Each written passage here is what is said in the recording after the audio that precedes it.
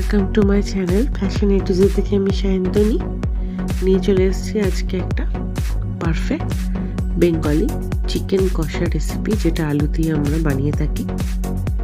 একদম ঘরোয়া পদ্ধতিতে এই চিকেন রেসিপিটাই বানিয়ে ফেলেছিলাম। অর্ডার দিয়ে ফেলেছিলাম, চিকেন বাড়িতে এসে গেছিলো। চিকেনটা ফার্স্টে ভালো করে বার করে ধুয়ে নিয়েছিলাম। ধুয়ে তারপরে জলটা ঝরিয়ে দেখুন চিকেনগুলো একদম ফ্রেশ। 1 কেজি চিকেন নিয়ে নিয়েছিলাম।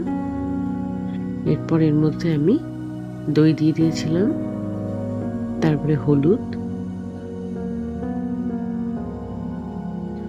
তারপরে ভালো করে দই আর হলুদটাকে একটা স্প্যাচুলার সাহায্যে ভালো করে মেখে নিয়েছিলাম।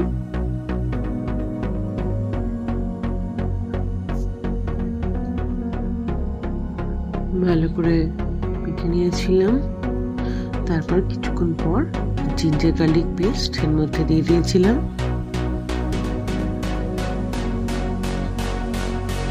তারপর এর মধ্যে গরম মশলা পাউডার, মিট মশলা, সিনামন পাউডার আর রেড চিলি পাউডার দিয়ে দিয়েছিলাম। ভালো করে মেখে নিয়েছিলাম। তারপর মেখে নেওয়ার পর টমেটো কুচি দিয়ে দিয়েছিলাম। তারপর আমি ফ্রিজের মধ্যে 5 ঘন্টা রেখে দিয়েছিলাম। তারপর একটা পাত্রের মধ্যে তেল নিয়ে সিনামন, কার্ডামাম, ক্লোভ নিয়ে তার মধ্যে হোমমেড গরম মশলা পাউডারও সামান্য দিয়ে দিয়েছিলাম। কিছুক্ষণ পর আমি এর মধ্যে চপড গার্লিক মানে রসুন দিয়ে দিয়েছিলাম।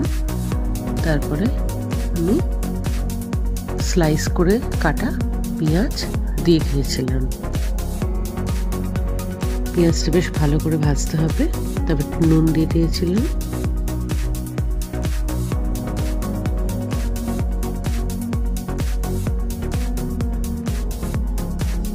এরপর আমি আলুগুলো দিয়ে দিয়েছিলাম।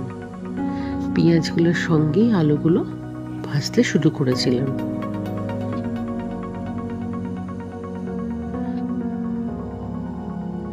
একসঙ্গে আস্তে আস্তে আলুগুলো সেদ্ধ হয়ে যাবে বলে আগেই আমি আলুগুলো দিয়ে দিয়েছিলাম। পেঁয়াজগুলো ব্রাউন হয়ে আসছে আস্তে আস্তে।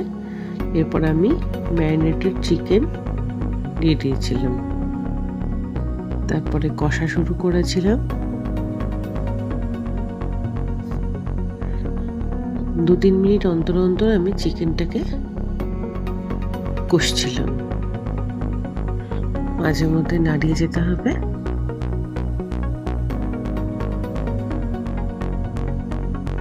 কারণ এটা কষা চিকেন, মাঝে মধ্যে এটাকে কষিয়ে নিতে হবে।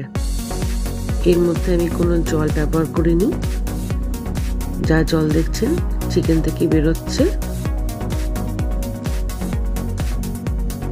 এরপর একটু চিনি দিয়ে দিয়েছিলাম।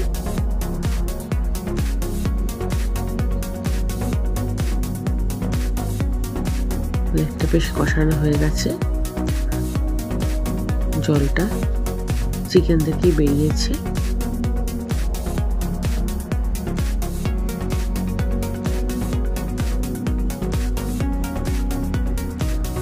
চিকেনটার আলুটা একদম সেদ্ধ হয়ে গেছে। এরপর আমি সিনামন পাউডার দিয়ে দিয়েছিলাম।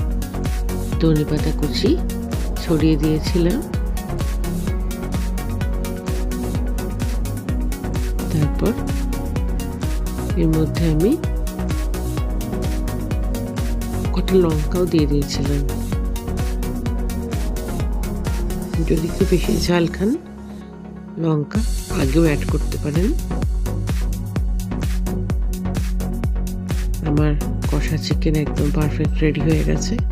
আমার এই রেসিপিটা দেখে অবশ্যই সাবস্ক্রাইব করে দেবেন আমার চ্যানেলটিকে, আর লাইক অ্যান্ড শেয়ার করতে ভুলবেন না কিন্তু। Thank you, by.